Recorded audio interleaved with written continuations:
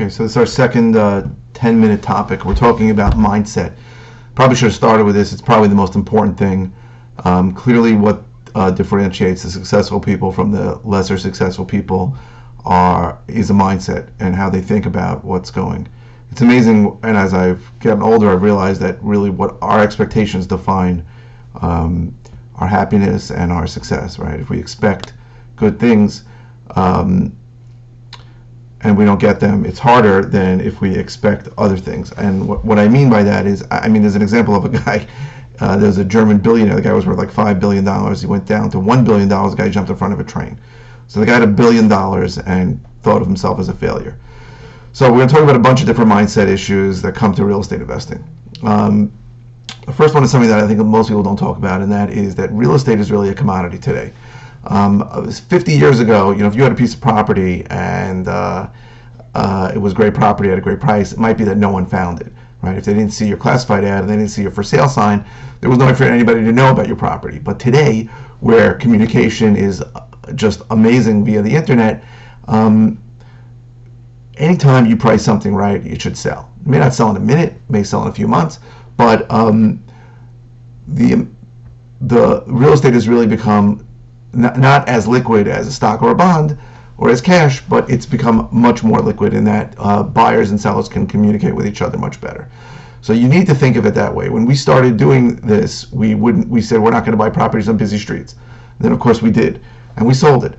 And we said we're not going to buy properties less than 3 bedrooms, and then we did, and we sold them. We're not going to buy properties with only 1 bathroom, and we did, and we sold them. So if you can comp it out if it's similar to other properties in the area, you can come up with a price for it. So obviously if you have something that's different than everything else, you got to be concerned. But if it's something that there are other properties in the area and you can see a history of what they sold, you can figure out what you can sell it for. So the first is you really have to think of real estate as a commodity. You can't think of it as, well, I would never move into this house. This is an area I would never move to, right? We have people tell us, and we have investors who tell us, I won't buy in Massapequa in the Amityville School District, right? So the Amityville School District is the worst of the many school districts that are in Massapequa. But people buy and sell properties all the time, make money. We just got involved with one. So it's absurd to think that because you don't like something about a property, you don't like a certain location, that you can't make money there. You can. The second part of mindset is consistency, and that is you need to do this a lot. So if you're wholesaling, you need to be contacting potential sellers a lot. You need to speak to them. You need to get rejected by them. You need to get told to go F off a lot. You need to be doing that a lot to get to the good ones, right? You got to kiss a lot of frogs to get to a few princes. And you need to be consistent. So you need to do it every day. You need to schedule it. If this is a side job for you, you need to schedule time every single day to do it. You cannot do it as you wish, inconsistently. You got to be consistent to really see what the results will be. You have to believe in a system, right? Another thing is believing in a system. So we help a lot of beginners with a system. You have to believe in that system. If you don't believe in the system, or you get discouraged quickly because it's not being successful right away, it's a big problem. You need to believe in the system, and you need to believe in yourself that you can do this. You also should have the mindset that you're not alone. It's a very lonesome business, right? Especially when you call people and they tell you should die in a fire, like I got told a few weeks ago. You need to understand that there are people you can lean on. We're here to help. We help a lot of people. If you're in our area, even if you're not, we'll help you. But there are always people who are looking to help, right? There are a lot of jerks in the business, and the jerks are not going to help you. They're going to look at this as a zero-sum game, and that this is a competition, right? Why should I help you? Because you're going to take a deal away from me. We don't look at it like that. We look at it as there's no competition, only collaboration. There's enough deals for everybody to get wealthy. We don't, even if we were in a small area, we might feel this way, but the truth is, we work in an area where there's millions and millions of people, and there are thousands of deals being done every year. So to get a small piece of that is not a big deal, and people create deals by themselves that wouldn't have existed without it. You have to be concerned about who you get your information from, though, right? A lot of people come here because they go on the internet and they see excellent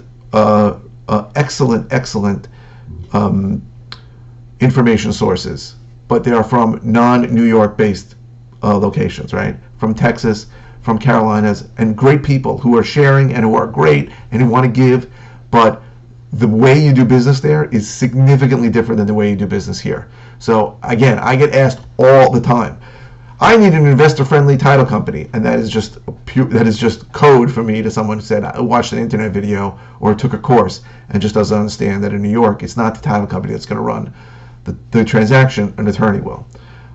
So you need to be concerned that you're getting your information from people who have done business where you do it, because there is just nothing like New York in the rest of the country. You need to be ready for ups and downs, right? Both will come, right? You're going to get a deal, and you need to be confident that when you get a deal, after a while, could be after a while, that what you're going to do with it, right? You got to start thinking, what am I doing with the proceeds? Am I investing that back into marketing? What's going to happen to it? And you need to be concerned and ready for long stretches of time where nothing's going to happen, where everyone's going to tell you no, and you need to have enough of a list that you can get through that. And these are things that we help you with, but you need to be ready for it. And you need to keep your priorities in correct order. So really, you have to understand that making offers is what gets deals. It's making offers. That's it.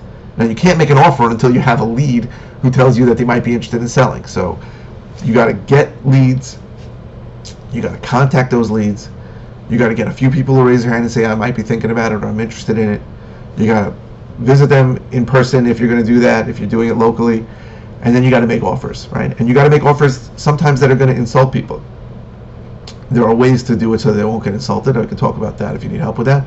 But it's not easy. The first couple of times you're thinking in the back of your mind, this guy's gonna laugh at me, or this guy's gonna tell me no. But after you do it a while, and you see that even when somebody does laugh at you or tell you no, that's happened to me plenty of times. That's just part of the business. So you need to keep your priorities straight. Your goal is to make offers. That is your goal. I mean, if you want to take a step before that, your goal is to get appointments, get in front of people, so that you can make offers.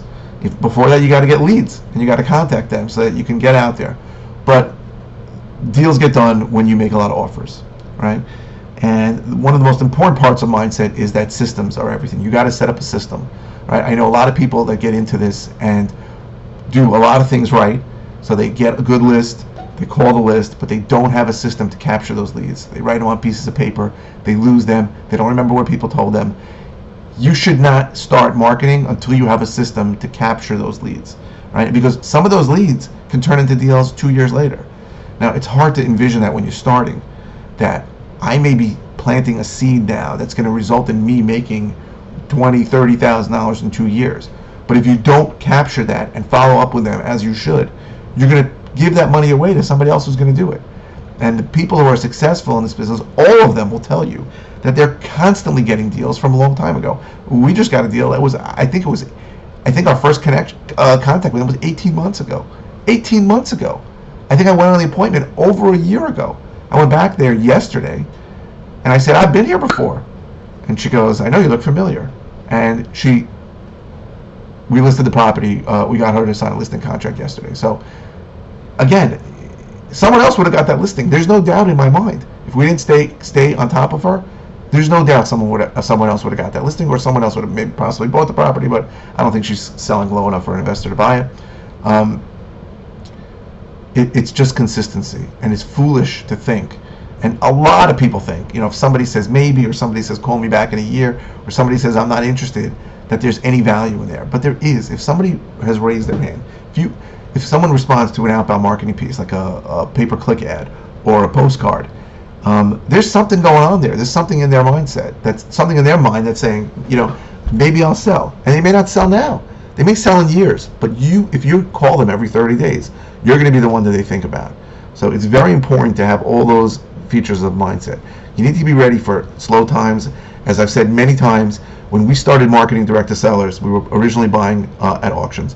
When we started marketing direct to sellers, we were spending a lot of money, and we didn't see a penny from it for 8 months.